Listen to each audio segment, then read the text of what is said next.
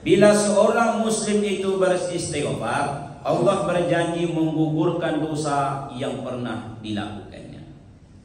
Dijelaskan Allah dalam surah Ali Imran ayat yang ke-135. Wallazina idza fa'alu fahisatan aw zalamu anfusahum zakarullaha fastaghfaru li dzunubihim wa may yaghfiru dzunuba illallah.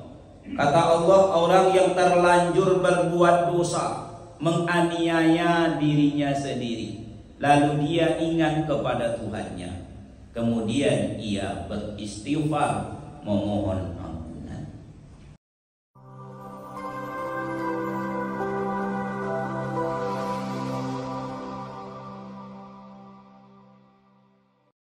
Bismillahirrahmanirrahim. Assalamualaikum warahmatullahi wabarakatuh.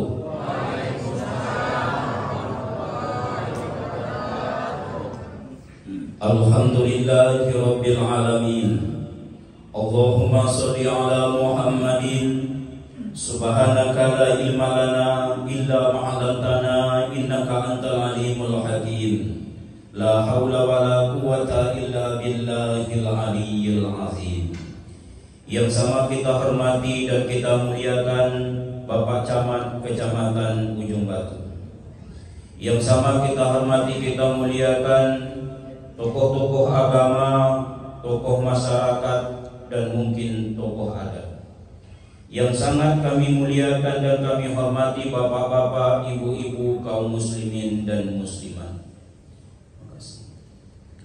Yang jelas kecil si lama-lama, besar si jalan-jalan. Kecil tak disebut nama, besar tak dipanggil gelar. Mudah-mudahan seluruh kita yang berhadir di rumah Allah ini dimuliakan oleh Allah Subhanahu wa ta'ala.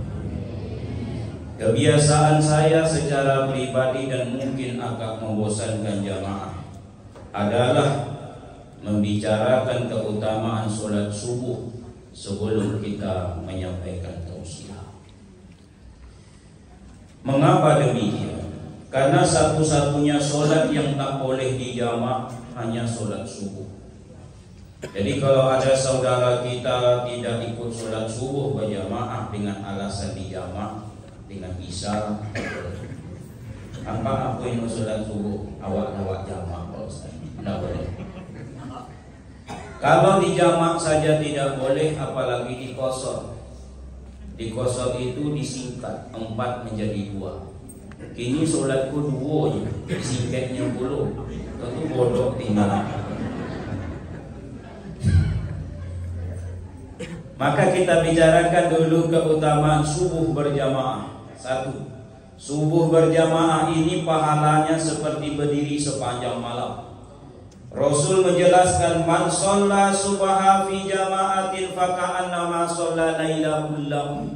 Ikut solat subuh berjamaah, kata Rasul, pahalanya seakan-akan solat sepanjang malam. 12 jam itu, Nak akan sanggup. Yakin saya tidak sanggup. Karena solat tarawih saja 1 jam. Itu kalau imam terlalu panjang meleha-leha mengutuk jamaah pulang. Itu 1 jam. Sekarang 12 jam. Syaratnya subuh berjamaah. Yang kedua, solat subuh berjamaah hidupnya dalam jaminan Allah. Man sholla subha fahuwa zimatillah. Digunakan huruf fa itu langsung. Siapa yang ikut solat berjamaah maka hidupnya dalam jaminan Allah. Dijamin oleh RT RW, Pak Lurah, apalagi Pak Camat. Itu kita sudah sangat senang. Apalagi dijamin oleh Allah yang menciptakan kehidupan RT RW, kepala desa dan Pak Camat. Syaratnya subuh berjamaah. Man sholla bardaini dakhalal jannah. Ikut awak solat subuh berjamaah, itu sudah dijamin masuk surga. Jadi kalau nak menengok-nengok wajah-wajah yang insya Allah lah dimasukkan Allah ke dalam surga, Tengok orang yang pergi subuh berjamaah, berjamaah. Tapi tidak bisa sekali. Prosesnya di akhirat itu lama dan panjang sekali. Tidak bisa sekali. Kan awak olah dulu Pak Ustaz. Harus terus menerus istiqomah. Dakhulal jannah. Solat subuh itu menghilangkan sifat kemunafikan, dan orang munafik itu letaknya di kerak neraka. Firman Allah, al munafik fi darkil asfal minan nar. Orang munafik itu letaknya di kerak-kerak neraka paling bawah.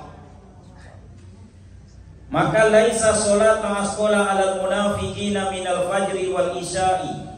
Tidak ada solat yang lebih berat yang dirasakan oleh orang-orang munafik kecuali dua solat. Pertama solat subuh, kedua solat isya.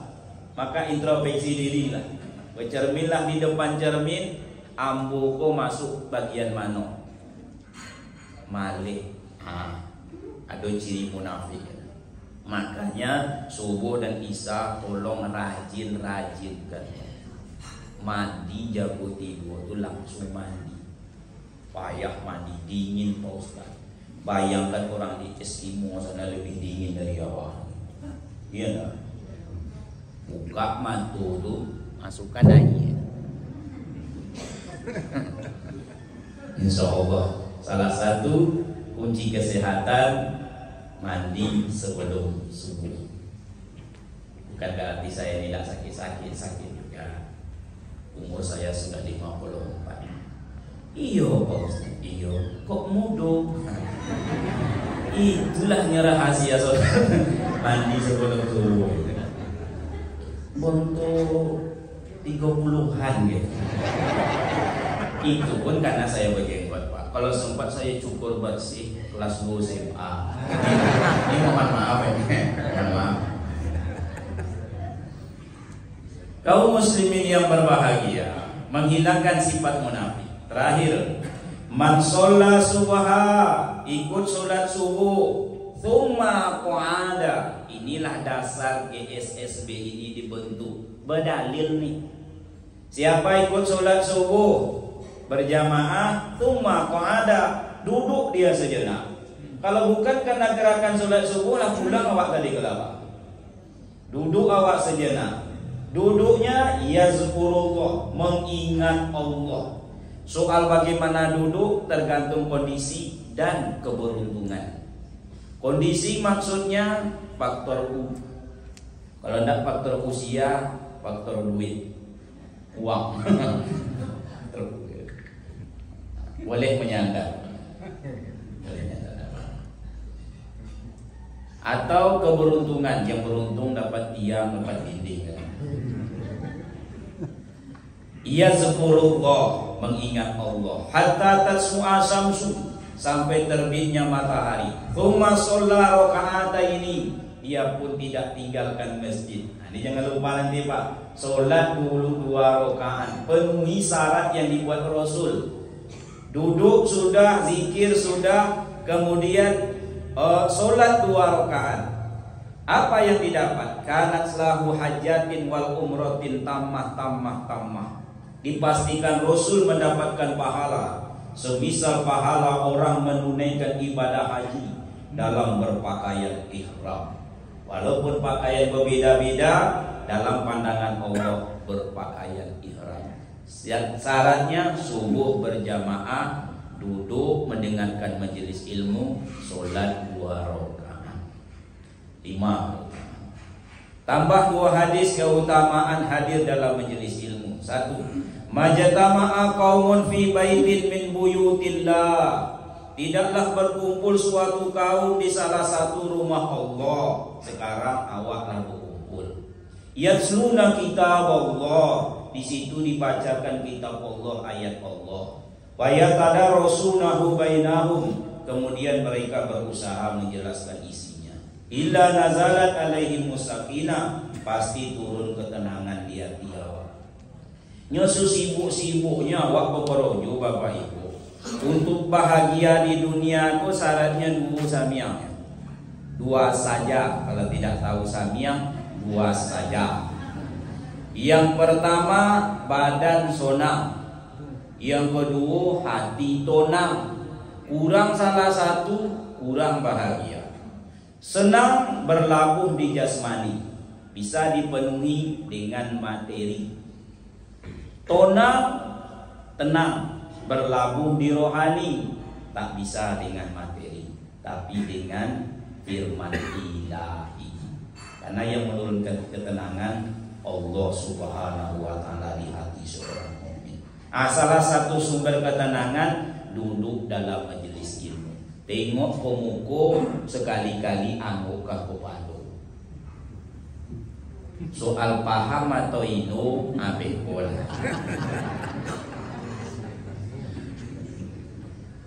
Kalau bapak ibu setiap datang ustaz, apalagi segelintir Abdul Somad, Datuk Batuke Amin, Ustaz Istawari, wak tengok kumukuinyo lalu inyo muangu aku sonang kira tuh. Iyo dia. Menengoknya jangan menengok masab, menengok bersahabat.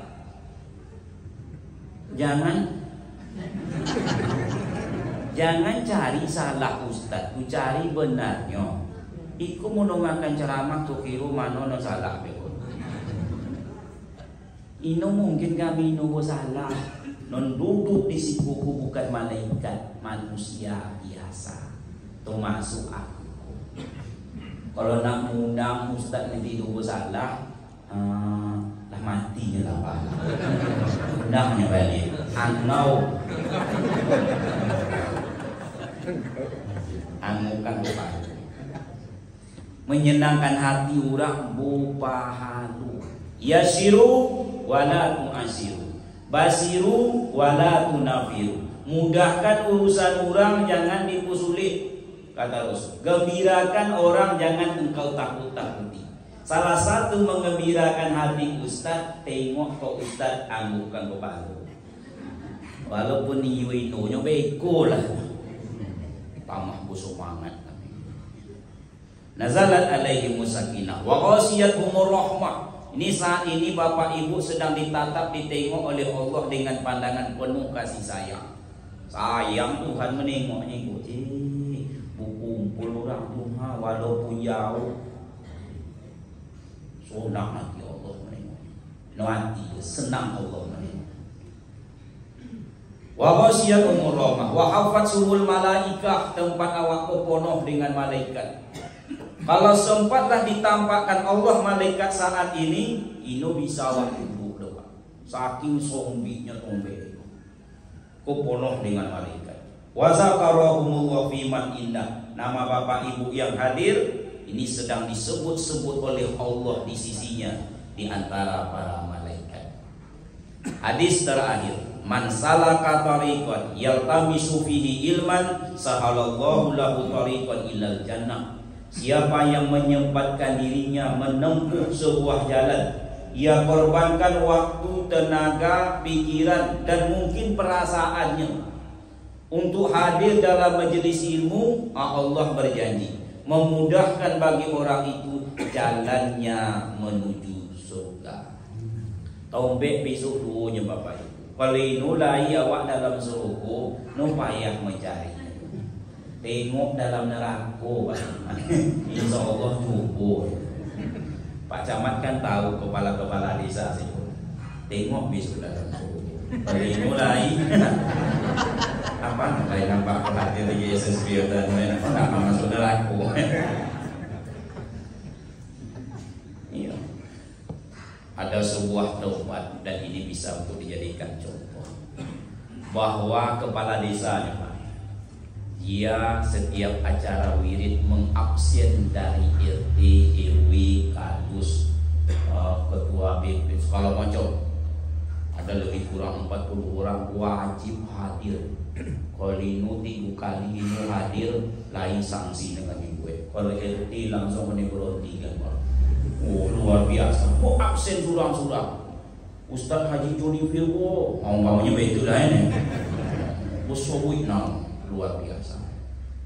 Nah kaum muslimin yang berbahagia, Mudah-mudahan perkara inilah yang awak dapatkan, amin ya rabbal alamin. Judul tausiah kita subuh ini singkat saja, yaitu melazimkan, membiasakan beristighfar. Bapak Ibu, perintah beristighfar ini dijelaskan Allah dalam Al-Quran yang mulia, tepatnya di dalam surat An-Nasr, surat yang ke-110 ayat 1-3. A'udzubillahi minasyaitonirrajim.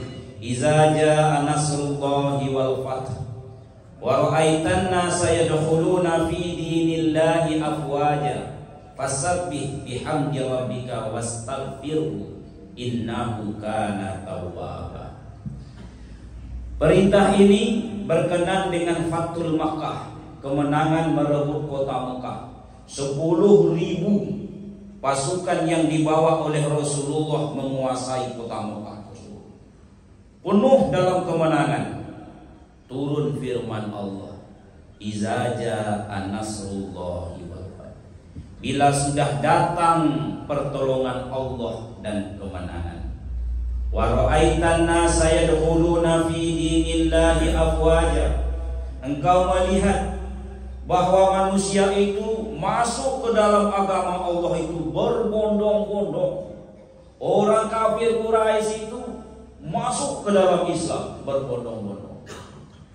Fasabbih, bertasbih, bihamdi rabbika, untuk memuji Tuhan, wastaghfirhu, dan beristighfarlah, innahu kana tawwaba, sesungguhnya Dia Allah Maha penerima tobat.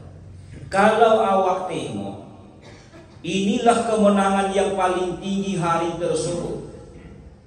Yang dulunya umat Islam itu dihina, dicaci, dimaki, direndahkan, disiksa, sekarang kemenangan itu penuh. Sehingga ada yang sahabat mengatakan, inilah hari balas dendam, Yaumal Malhamah. Oh, hari balas dendam. Mana Abu Jahal, mana Abu Lahab, mana Abu dan lain itu. Tapi Rasul tak mengatakan itu. Tidak, kata Rasul, ini adalah hari penuh kasih sayang, Yaumul Marhamah, penuh kasih sayang. Tidak hari balas dendam. Kaum muslimin yang berbahagia, di saat kemenangan sampai ke puncak, kenikmatan sampai ke puncak, maka Allah ingatkan, jangan lupa ada perintah yang sangat utama, amalan yang sangat besar, yaitu beristighfar. Karena selama ini manusia ini beristighfar di saat sedang dalam kekurangan, kekalahan, kesakitan, penderitaan. Lalu dia pun introspeksi diri, astagfirullah, astagfirullah. Tapi coba di dalam kejayaan, maka saat itu disuruhlah kita melakukan sebuah amalan yang sangat besar, istighfar. Dalam sebuah riwayat, ada seseorang yang mendekat dengan Ali bin Abi Thalib karamallahu wajah. Lalu terdengar oleh Ali, apa itu sedang beristighfar. Astagfirullah. Kata Ali, tahukah engkau apa yang engkau ucapkan? Kata orang ini, saya tidak tahu. Menyetahu lupa. Menjolehnya beristighfar. Kata Ali, siapa yang diberi hidayah oleh Allah untuk beristighfar, dia mendapatkan kedudukan yang sangat tinggi. Jadi nususah dua awak diberi hidayah untuk mau beristighfar. Joleh awak berdosa beristighfar pun awak itu mau. Kalau lain keinginan untuk melakukan istighfar, sebuah kedudukan yang sangat tinggi. Mengapa demikian? Sebab kalau awak tengok, pertama perintah istighfar itu saat umat Islam mendapatkan puncak kemenangan. Di atas puncak tu lain bintang, bintang tu istighfar. Jadi setinggi apapun kejayaan dunia yang awak miliki, kalau tidak dibangun di atas istighfar, runah dalam pandangan Allah. Yang kedua, kalau kita tengok para malaikat yang paling tinggi kedudukannya, paling dekat kepada Allah adalah malaikat pemikul aras. Ternyata mereka setiap hari beristighfar, memohon ampunan terhadap kaum muslimin dan muslimat. Di langit, di bumi, para malaikat juga beristighfar terhadap orang-orang yang sabar duduk dari satu solat ke solat lain. Umpamanya dari maghrib menjelang isya, itu saat dia duduk di dalam masjid itu selalu dimohon ampun oleh para malaikat. Ampuni si fulan ya Allah, ampuni si fulan, ampuni si fulan. Malaikat pun beristighfar. Para rasul terdahulu, Nabi Adam alaihi salam beristighfar, Nabi Nuh alaihi salam beristighfar, Nabi Ibrahim alaihi salam beristighfar, Nabi Musa alaihi salam beristighfar. Oh nentah lagi Nabi kita Muhammad sallallahu alaihi wasallam Mustafa wal mursalin. Demi Allah, kata Rasulullah, aku kok beristighfarnya 100 kali sehari semalam. Mi'ata marotin. Sahabat mengatakan, aku menyaksikan Rasul itu kalau sekali duduk istighfarnya 100 kali. Awak beda-beda tipis lah. Awak biasanya istighfar selesai sholat nyoba. Kalau nak menongak apa tuh istighfar tunggunya sholat nyoba. Di antara itu wallahu a'lam. Bisa menyebut. Bahkan kadang-kadang istighfarnya pun sesamilan. Nah boleh 3 kali sesamilan. Ada orang istighfar sambil menguap.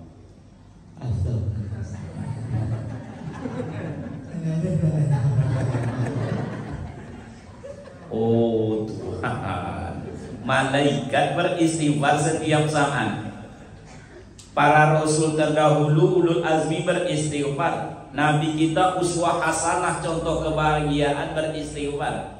Awak disuruh beristighfar, cuma istighfar awak katanya Pak. Olah sokoci bentuk itu pula. Lah yang tak sampai beristighfar, aku sibuknya. Nah, tu sampai zikir itu.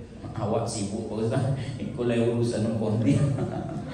Orang membaca Allahumma antas salam wa minkas salam, inya Allahumma lantas jalan. Inu sombe. Kaum muslimin yang berbahagia, Rasul beristighfar 100 kali sehari semalam. Bahkan sekali duduk beristighfar. Begitu pula dengan para sahabat.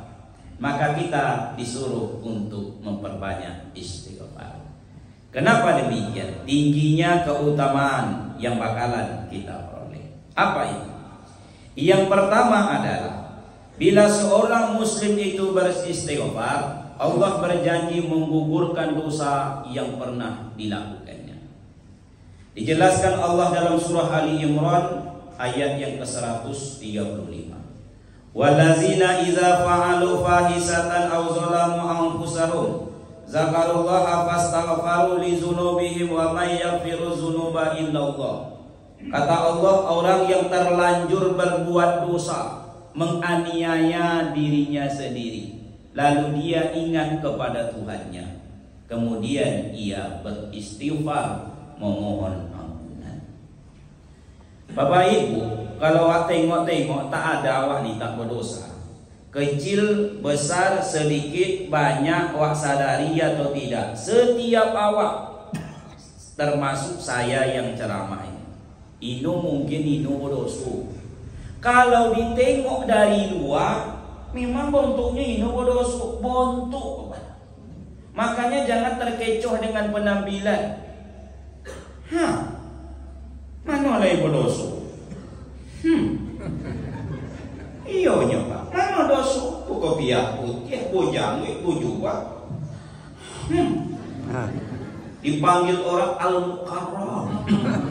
Oh, nak berdosa, Pak. Nak berdosa mana? Itu yang di luar sana. Nak pakai celana lepis, baju ketat, pakai kacamata hitam. Menurut awak itu segi penampilan. Tapi jangan salah. Jangan-jangan orang tu nak ahli subuh awak tu ahli neraka. Aku le ustaz. Ya, tiga ustaz. Pandai menyampaikan itu, pandai mengamalkan. Duluan masuk neraka, terakhir masuk surga. Rasukan. Makanya jangan jadi ustaz, cukup ampu saja. Iya Pak. Tapi ternyata kullu bani Adam khata'. Setiap anak cucu Adam itu pasti berdosa. Tidak ada yang tak berdosa. Ustaz kan Ustaz Samsul Rijal dan Ustaz yang lain lagi. Nabi Adam alaihi salam yang tinggal dalam surga tak punya jamaah, tak punya keluarga kecuali istrinya, tak punya anak, tak punya orang tua, tak punya tetangga, tak punya atasan, tak punya bawahan.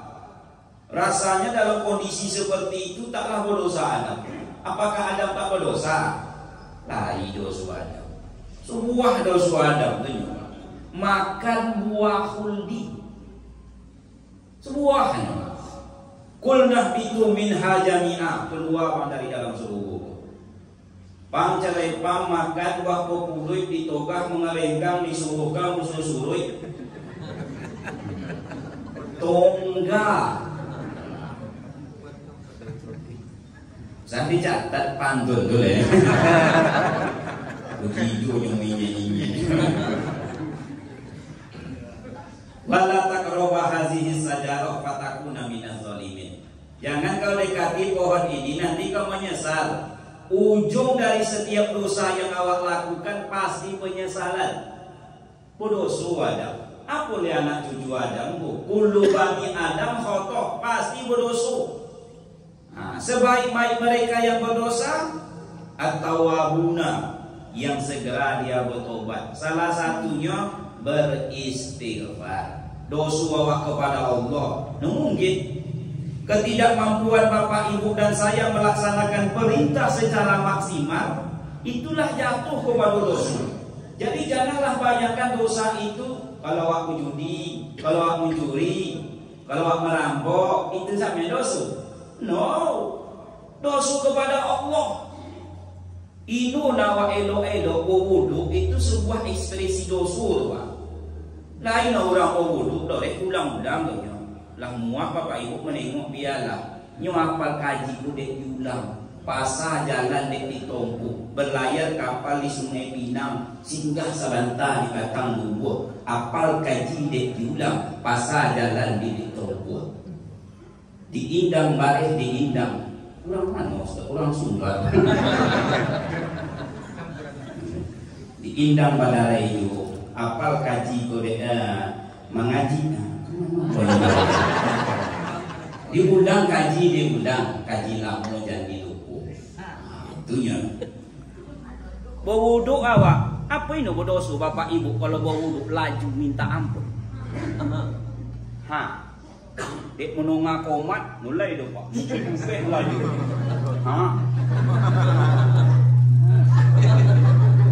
Apa ini berdosa?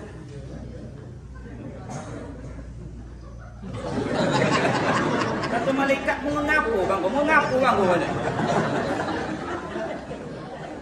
Ujoget bang.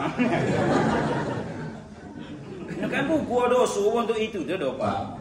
Padahal kalau dia baik-baik, itu takkanlah ia membasuh mukanya, berguguranlah dosa dari muka seiring jatuh air ke lantai. Akan ke situ poinnya bego. Takkanlah ia membasuh mulutnya, berguguran dosa dari mulut seiring jatuhnya air ke lantai.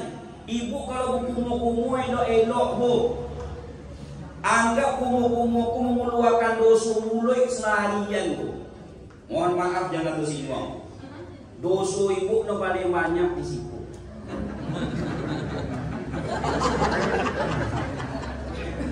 Kok pulang dari situ, kok beko Pak Antai Moal. Aku Antai Moal surau.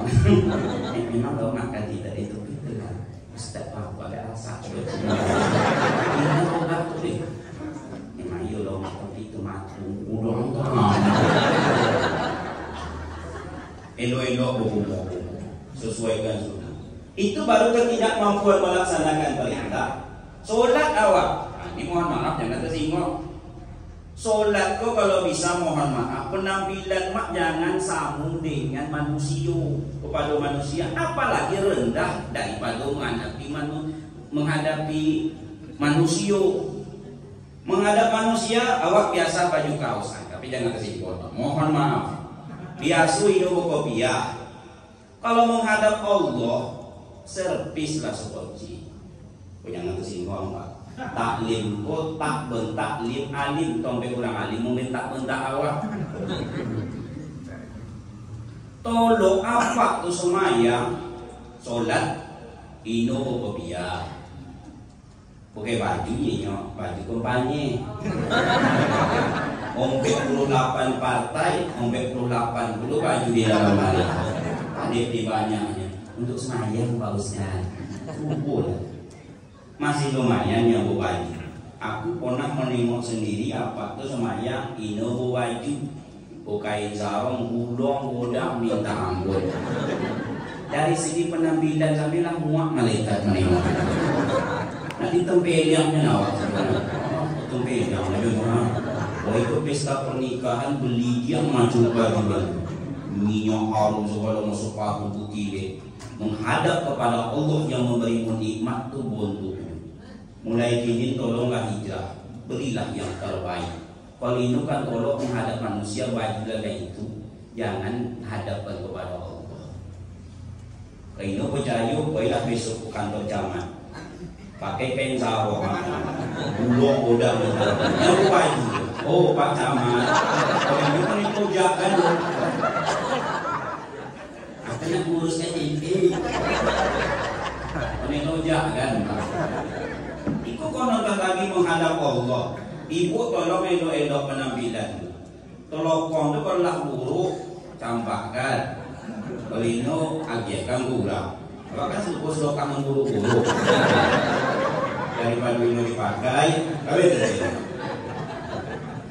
Aku lah hasab penderita pelapa 9 tahun jadi goreng masojid.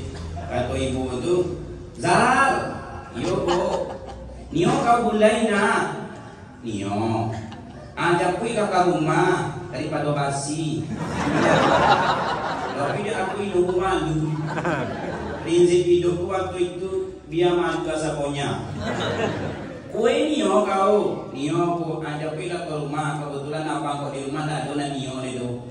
Nio nak ulang itu. Siapa Nio nak aku nak. Jadi ibu tolong mulai saat ini pakai tolokon dan elok-elok. Lain elok, lain memburuk. Ibu pakai memburuk berdosa ibu. Nah, sekociknya. Kenapa? Karena merendahkan penampilan awak dalam pandangan Allah. Padahal nikmatnya lain. Inna Allah jamil yuhibbul jamal. Allah maha indah, senang dengan penampilan awak yang indah. Itu baru penampilan. Oh, dia toga awak. Ikut togak di hadapan Allah untuk orang sakit 3 bulan. Ino tenaga, ino selero. Borojuk, buku ringgit. Pas semayang. Matu tu 5 watt. Kalau menerimu julu-julu ibu tu, nama ibu keluar bu. Iyo. Keluar uyak yang satu. Pas semayang tu gaya. Muangkek tangan. Bantu orang sakit 3 bulan. Ino buat tenaga, ino buat selero. Allah.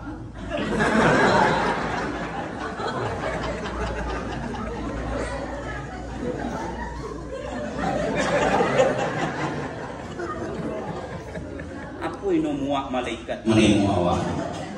Baru itu ketidakmampuan melaksanakan perintah, apalagi ketidaksanggupan awak menjauhi yang dilarang. Sebab antara melaksanakan perintah dengan kemampuan menjauhi yang dilarang, sebenarnya perjuangannya lebih besar kemampuan menjauhi yang dilarang. Nonjoleh inu mungkin inu berdosa hubungan kepada Allah. Belum lagi dosa hubungan dengan sesama manusia. Belum lagi dosa kepada diri sendiri atau lingkungan sekitar awak. Berdosa awak mengambil sesuatu yang tidak sesuai kebutuhan lajoleh dosa. Dahan kayu melamai dia teh.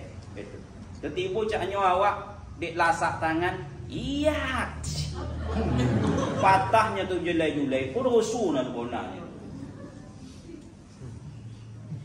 Awak pergi berjalan, tu solek dagiang, ambil rantiang orang. Purusu. Bukan aku ini purusu, itu purusunya Pak. Maka hati-hati mu ambil rantiang besok.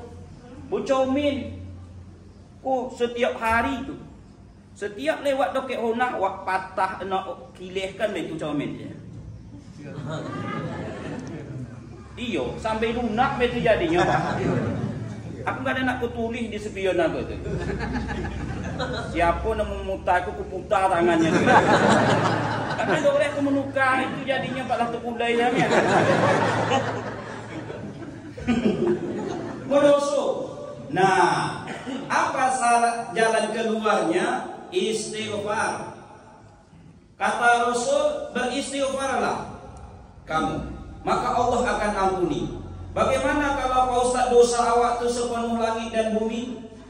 Nah, kata Rasulullah, lau ahtaqtum, sekalipun dosa kalian, walazi nafsi biyadihi, demi jiwaku berada dalam genggaman tangannya, tangan Allah Subhanahu wa taala, dalam arti kekuasaan Allah. Lau akhtatum, walaupun dosa kalian itu tamlu'a khatayakum bainas sama'i wal ardh, memenuhi antara langit dan bumi dengan banyak dosa. Sumastaghfartum Allah, kemudian beristighfar kepada Allah, maka Allah berjanji ghafara lakum, Allah akan ampuni dosa-dosa kalian. Banyak dosa itu tapi inyo minta ampun, walaupun sepenuh langit dan bumi lebih besar ampunan Allah. Dalam sebuah kisah di zaman Nabi Musa alaihissalam, turunlah firman Allah kepada Musa, wahai Musa, kau pergi ke sebuah daerah. Di situ di sudut desa ada tempat pembuangan sampah.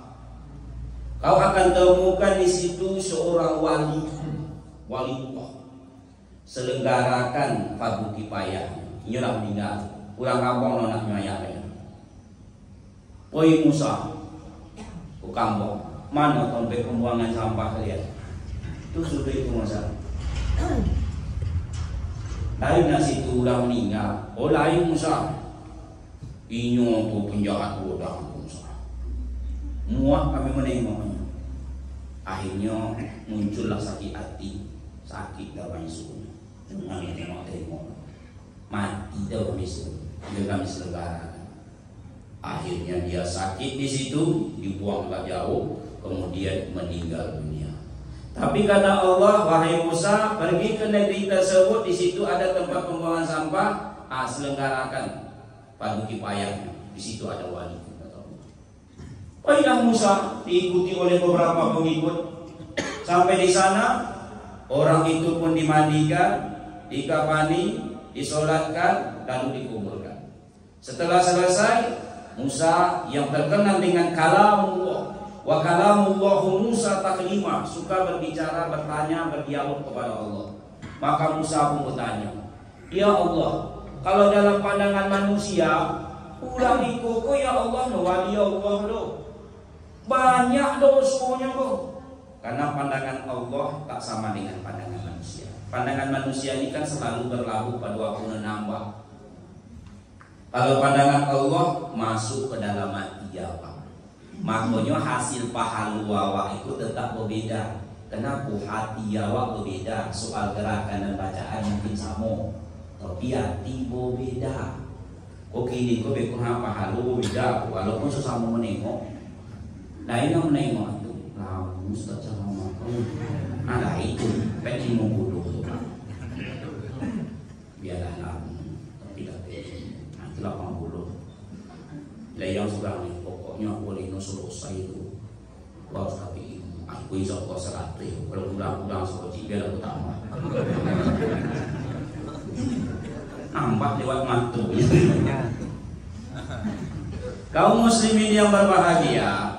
Nah, dalam pandangan manusia, tapi tahukah engkau Musa, kata Allah, dia ini memang pendosa. Tapi setelah dia menyadari dosanya, wallazina idza fa'alu fahisatan aw zalamu anfusahum zakarullah, nyoinya kepada aku. Lainnya tahu bahwa aku ini adalah Tuhannya. Aku tuh punya Tuhan dengan aku. Kemudian dia beristighfar. Ya Allah, ampuni aku, ampuni aku, ampuni aku. Selama dalam pembuangan tersebut, maka kata Allah, aku ampuni. Bukankah Rasul mengatakan, paruh dosamu sepenuh langit dan bumi, ku ampuni. Dia adalah wali. Wahai Musa, sesungguhnya engkau beserta orang-orang yang ikut menyelenggarakannya pun sudah ku ampuni dosa-dosanya karena kemuliaan yang meninggal itu. Nah, Bapak Ibu yang berbahagia, maka tak kala kita beristighfar, Allah berjanji mengampuni dosa yang pernah kita kerjakan. Makanya para ulama terdahulu, bila dia sedang dalam perjalanan, dua amalan yang menghiasi mulutnya. Pertama, alhamdulillah. Yang kedua, astagfirullah. Alhamdulillah banyaknya nikmat, astagfirullah banyaknya dosa yang pernah dilakukan. Satu. Yang kedua adalah, tak kala hari ini awak disuruh beristighfar, Allah berjanji akan memberikan ketenangan di hati dan sekaligus membersihkan jiwa. Istighfar memberikan ketenangan. Astaghfirullah, astaghfirullah, astaghfirullah. Di dalam hadis Rasul mengatakan, kalau tadi dosa ayat, sekarang hadis. Man lazima istighfar, siapa orang yang membiasakan melazimkan istighfar, ja'alallahu lahu min kulli dikin makhrajan wa min kulli hamin farajan wa razaqahu min haitsu la yahtasib. Biasa saya Bapak Ibu mencoba untuk membiasakan istighfar. Allah berjanji pertama akan menjadikan setiap kesulitannya kemudahan.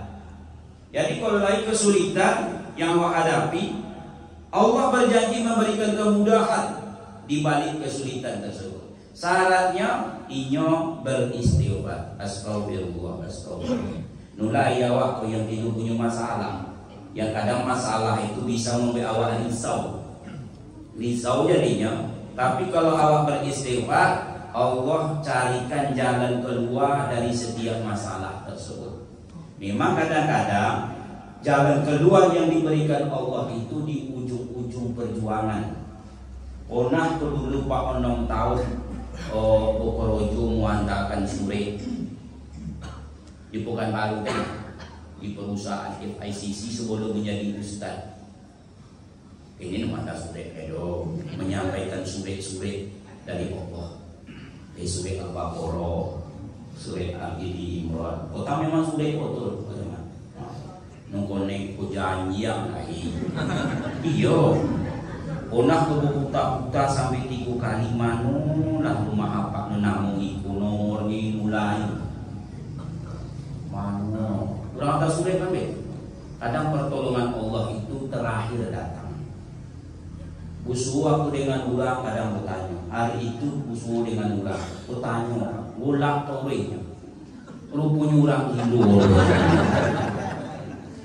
Lah buta 3 kali tombe bertanya orang Hindu belum. Oh Tuhan. Rapikanlah aku alam aku ya Allah. Sambil itu nampak tak nomor tutup di sesuatu nomor 7. Ikunya rupanya pas pakai kurang dulu kan begini pertolongan Allah. Nah, itu belum beristighfar. Bagaimana kalau awak beristighfar baru hanya sekedar nyebut oh Tuhan ya Allah. Bagaimana astagfirullah astagfirullah. Min kulli dikin makhrajan wa min kulli hamin, dari kerisauannya farajan, yaitu kesukaan, kelapangan. Bapak Ibu yang berbahagia, kadang awak ini satu cuman masalahnya awak sudah risau. Yang awak lupakan apa? Lupa mengadu sama Allah. Kalau Bapak Ibu berusaha menyelesaikan masalah secara sendiri, godang. Tapi kalau sudah diadukan kepada zat yang maha besar, kecilnya. Yang tidak mungkin pun mungkin. Air membasahi. Kalau Allah nak menginginkan tidak membasahi, bisa. Tengok kejadian Musa alaihissalam, tak tersentuh setetes air. Api membakar. Kalau Allah menginginkan, iza arada sayyan ayakula lahu kun fayakun, bisa. Ibrahim alaihissalam. Mustahil dari batu yang tidak ada celahnya, batu besar, tak ada pintunya, bisa keluar unta yang sangat besar. Yaitu kisah Nabi Soleh alaihissalam. Kalau Allah ingin inupaya. Tinggal lagi libatkan Allah, salah satunya dengan beristighfar. Wa razaqahu min haitsu la yahtasib. Bahkan Allah berjanji akan memberikan rezeki, bukan dalam arti gaji saja, duit saja. Rezeki itu gaji duit sama itu. Awak di situ kadang-kadang awak persempit arti rezeki. Bapak kan ini hari punya Pak. Payah Ustaz. Itu kurang duitnya. Bapak kinin kau Pak Ustaz, Bapak kinin kau Pak. Agak lumayan lah Pak Ustaz. Itulah itu. Bapak hari rezeki Pak. Alhamdulillah Pak Ustaz. Itu banyak. Jadi awak artikan rezeki sekedar gaji dan duit. Padahal minum. Toga awak di muka comit, pada banyak rezeki. Oh, rambut kuih rezeki. Rezeki tu Pak, banyak na orang mengoni ubek rambut, mak bisa tumbuh rambutnya. Iya ni. Licin tu rek Pak. Apa ni lah aku ubeknya dengan kemiri Pak. Nu mau tumbuh. Awak Iku apa ini rezeki tu Pak? Oh, kalau dihitung-hitung Pak Intak hubung nikmat Allah la tuhsuha. Ayat tu apa rasanya Pak itu? Masih. Kenapa masih? Ya lah. Itu diteliti juga supaya jangan busuk. Karena organ dalam yang kalau dikeluarkan itu pasti busuk. Usus, jantung dan lain segalanya kalau di luarnya busuk. Kini mata kok keluar, kan di luar kan itu. Tapi nya organ dalam kok lunak lomoy. Kenapa ini busuk?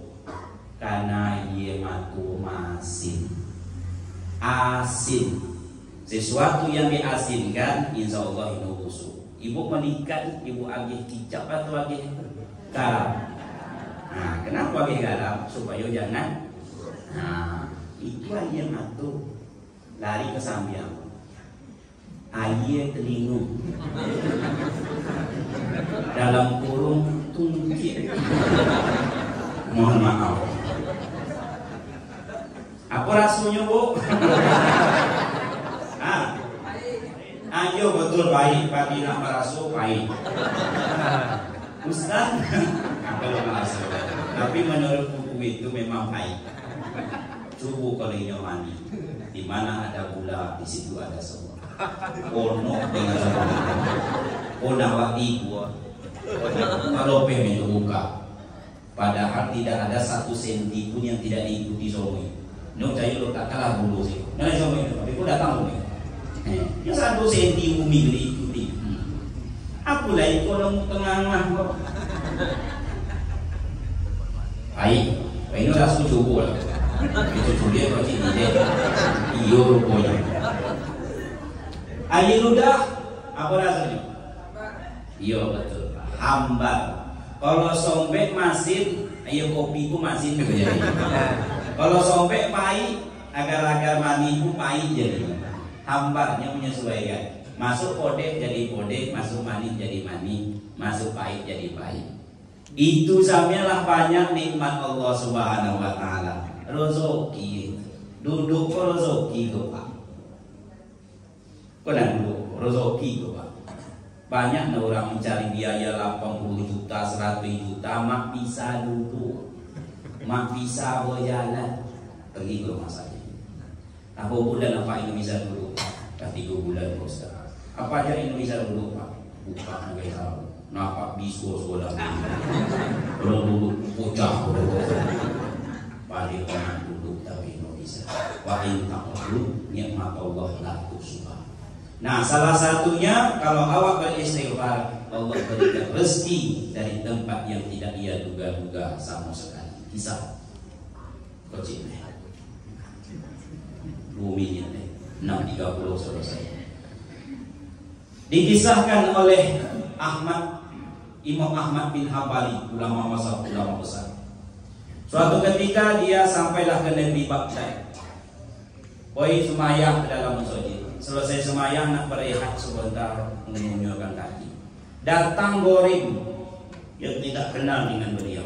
Kalau gini payah mengenal orang lain Pak. Lewat YouTube awak dah nampak. Iya nak? Katanya keluar Pak, nak boleh semayang dalam aku dalam kuliah sejarah keluar. Keluarlah apa? Duduknya dekat pintu. Siku pun boleh duduk depan. Payah siku bulan nak masuk. Dan jauh. Wailah. Mana orang rompet yang duduk sebentar. Kejadian itu nampak oleh orang seorang jalan. Orang menjual roti. Oh Pak, yo, Siko, apa namanya? Nak apa? Nak pukul dia. Kok Siko? Udah. Wah, boleh rompet. Udahlah itu Pak. Istirahat saya, kena projo. Maka sang pembuat roti itu kata Imam Ahmad mulai yang projo. Imam Ahmad William, dia tidak tahu siapa ini. William, projorinya. Mi aye masukkan capa istighfar. Astagfirullah. Mi topong, astagfirullah. Masukkan gulu, astagfirullah. Masukkan mentega. Mentega apa? Taruh aminah dai. Masuk vanila apa? Vanila hijau. Ya. Selalu istighfar. Astagfirullah.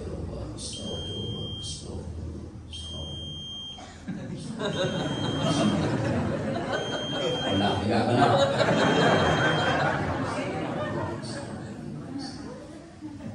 Letakkan astagfirullah, astagfirullah, masing-masing astagfirullah.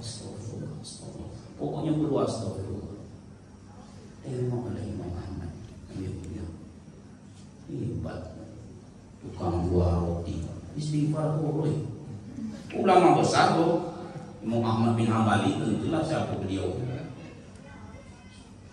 Tanya, Tuan, katanya dekat tukang jual roti. Iya Pak. Dah berapa lama Tuan mengerojokan istighfar tori mengurai. Oh dah 40 tahun Pak. Jadi setiap berkorojo lah kayak itu Tuan. Mayo Pak, boleh. Ikut dalam korojo awak. Astagfirullah. Kinobli yang punya hiyo do. Astagfirullah. Paling tolong 5 minit lagi. Nanti dengan tolong.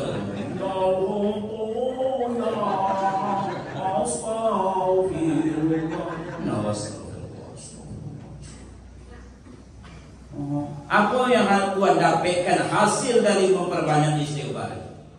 Mau antara lain semua urusan itu lancar. Jual beli insya Allah lancar. Nanti nolak bisa waktu dunia. Itu hasilnya Tuhan dia. Dan apa yang kuinginkan selama itu disampaikan Allah. Sesuai betul dengan yang disampaikan Rasulullah itu. Rujukan.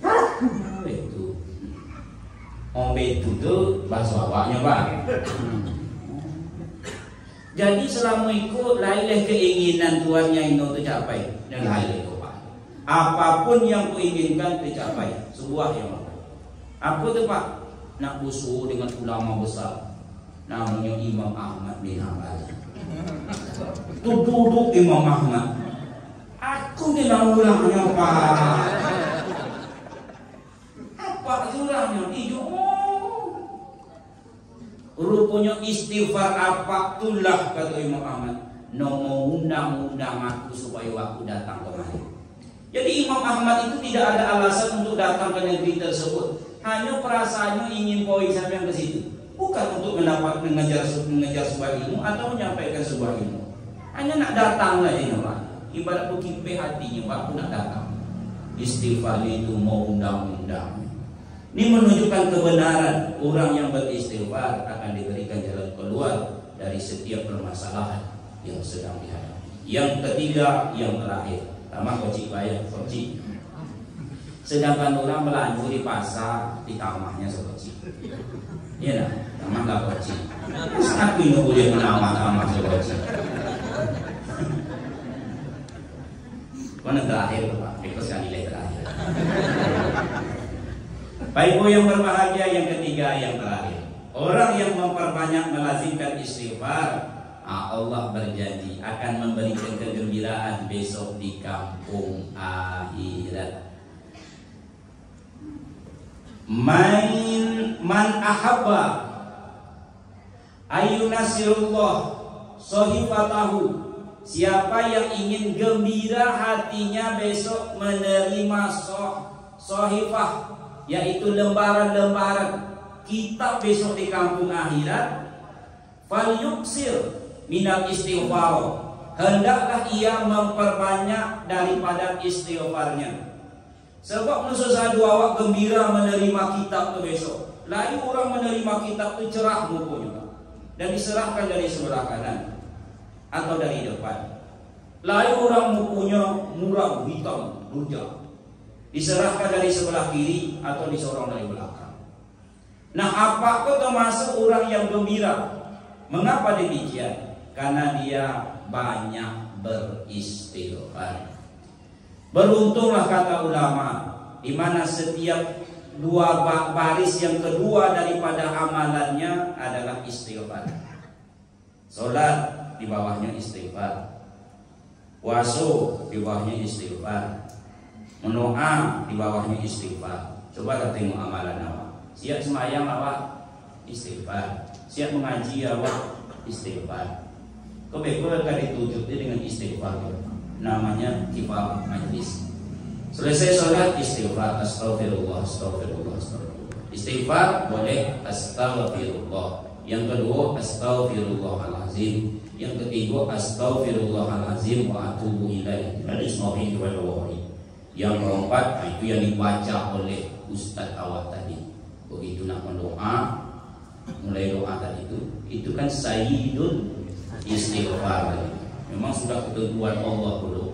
Awak cerita tentang istighfar, beliau mulai memimpin awak berdoa juga dengan sayyidul istighfar. Kaum muslimin yang berbahagia, maka gembiralah besok orang di kampung akhirat, yang dimana dalam setiap tulisan-tulisan sahifahnya itu banyak kalimat-kalimat istighfarnya. Mudah-mudahan Bapak Ibu perkara ini bisa kita lazimkan. Amin ya rabbal alamin. Selesai sholat beristighfar, waktu duduk istighfar, insyaallah berdiri dari majelis istighfar. Kita tutup kajian dengan istighfar. Subhanaka Allahumma wa bihamdika, asyhadu an la ilaha illa anta, astaghfiruka wa atubu ilaik. Assalamualaikum warahmatullahi wabarakatuh.